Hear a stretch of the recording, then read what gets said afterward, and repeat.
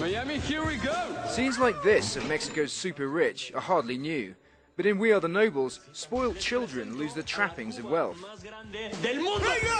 and have to get real jobs.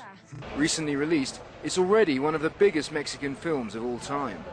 It really reflects a reality in Mexico that people with money can't imagine, this filmgoer says. How the others have to fight to get things. Director Gary Elizraki drew on his own experiences in writing the script. And what I wanted to do was to actually do genre filmmaking in such a way that I could bring the audience to the cinema. And once we are sitting there and you're ready to watch a comedy, let's talk about things. And I think that's one of the things that people connected the most. In Mexico, the gap between rich and poor is especially pronounced. According to the World Bank, some 10% of the population control nearly 40% of the country's wealth. Louis Vuitton handbags and blacked-out SUVs are standard in some parts of town. This is a very common sight in the affluent neighborhood of Polanco. A security guard waiting outside a store for his VIP client to emerge.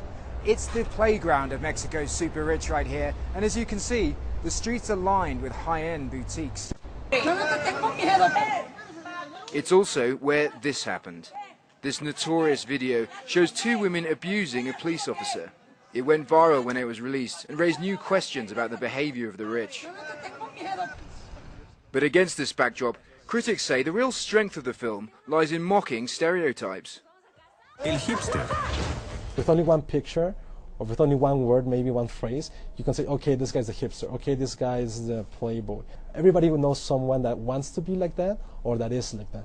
Normally Mexican films come out and they, criticize Mexico and they show this sort of somber, drug-related, prostitute, pimp sort of stories, and Gary for the first time showed this luminosity to Mexico.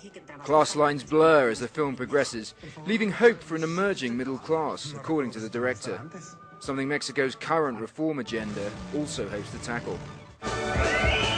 Nick Parker, CNN, Mexico City.